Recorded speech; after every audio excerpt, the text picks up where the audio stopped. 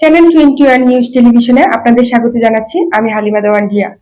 মুন্সিগঞ্জের টঙ্গিবাড়িতে উদ্বোধন করা হয়েছে কর্মসংস্থান ব্যাংকের 289তম শাখা।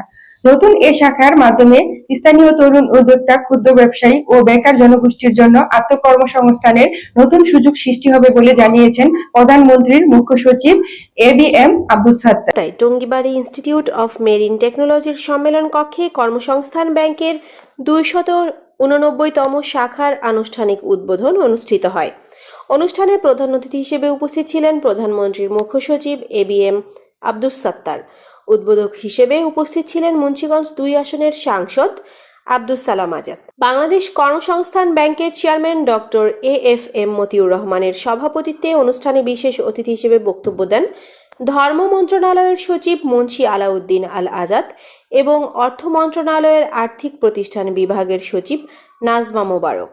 ABM আব্দুস সাত্তার প্রধানমন্ত্রীর মুখ্য সচিব প্রান্তিক জনগোষ্ঠীকে কর্মসংস্থানের মাধ্যমে স্বাবলম্বী করতে কর্মসংস্থান ব্যাংক গুরুত্বপূর্ণ ভূমিকা পালন করছে।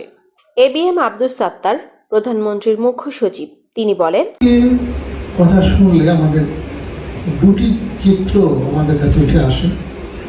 একটি ভালো চিত্র, একটি হলো খারাপ চিত্র।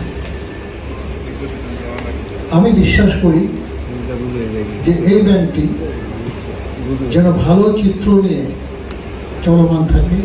বক্তারা জানান, সহজ শর্তে ঋণ সুবিধা প্রদান ও উদ্যোক্তা উন্নয়ন কার্যক্রমের মাধ্যমে এলাকার তরুণ সমাজকে স্বনির্ভর করে তুলতে কাজ করবে কর্মসংস্থান ব্যাংক।